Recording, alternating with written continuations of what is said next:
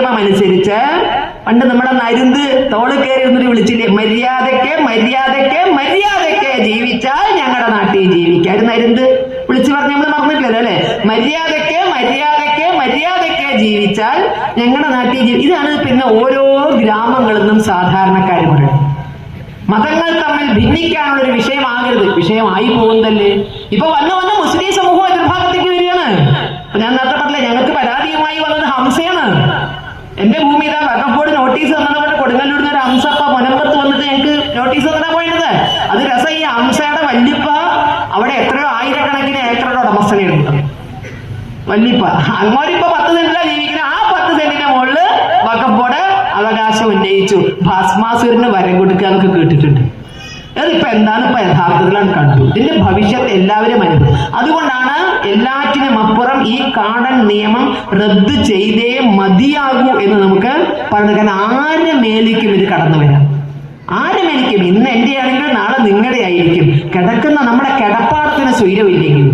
നേരത്തെ പറഞ്ഞ പോലെ തന്നെ ഭൂപരിഷ്കരണത്തിന്റെ ഏറ്റവും വലിയ മഹിമയായിട്ട് പറഞ്ഞത് എന്താ? ഭൂമിയുടെ ഉടമസ്ഥാവകാശം സാധാരണക്കാർക്ക് കിട്ടി. ആ ഉടമസ്ഥാവകാശമാണ് ഇപ്പൊ ചോദ്യം ചെയ്യുന്നത്.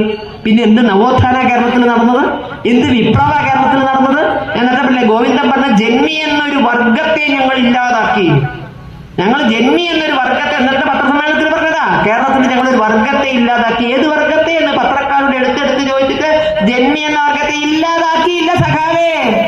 ദേ വരുന്നു വഖഫിന്റെ രൂപത്തില് പുത്തൻ ജന്മിമാർ. നിങ്ങൾ വേണേ താമസിച്ചോ, ഞങ്ങൾ അനുവദിക്കുന്നിടത്തോളം കാലം. ഇപ്പൊ വഖഫാട്ടിന്റെ ആളുകളായെങ്കിലും അല്ലെങ്കിൽ രാഷ്ട്രീയക്കാരും പറഞ്ഞ ഇറക്കി വിടില്ല, ഇപ്പൊ ഇറക്കി വിടില്ല. പിന്നെ എപ്പ ഇറക്കി വിടണമെന്ന് ഞങ്ങൾ തീരുമാനിക്കും.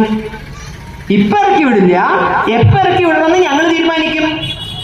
മുഖ്യമന്ത്രി പറഞ്ഞാൽ തീരുവോ ഈ വിഷയം? വഖഫ് നിയമം റദ്ദ് ചെയ്യാതെ, അതിനെതിരെ പറയാതെ, ഇത് വഖഫ് ഭൂമി അല്ല എന്ന് സ്ഥാപിക്കാതെ മുഖ്യമന്ത്രിയോ പ്രതിപക്ഷ നേതാവോ എത്ര കണ്ടക്ഷോഭം ചെയ്തിട്ട് എന്താ കാര്യം? ശാശ്വതമായി പരിഹാരം നടക്കുവോ? ഇപ്പൊ ഏതോ 2 ആള് കേസിന് പോയിട്ടാണ് മുനമ്പം വിഷയം വന്നിരിക്കുന്നത്. ഈ 2 ആളായിട്ട് സെറ്റിൽ ചെയ്ത വേറെ 2 ആൾക്ക് കേസിന് പോയിക്കൂടെ? അത് വഖഫിന്റെ ഭൂമിയാണെന്ന് പറഞ്ഞ് വേറെ 2 ആൾക്ക് കേസിന് പോയിക്കൂടെ? പോകാൻ പാടില്ല എന്ന് ഇവിടെ നിയമം പറഞ്ഞത്. പോകാതിരിക്കണമെങ്കിൽ അതിനനുസരിച്ചുള്ള നിയമം സംവിധാനം ഉണ്ടാകണം. പക്ഷെ ഇവിടെ നിർഭാഗ്യവശാൽ സംഭവിച്ചത് എന്താ?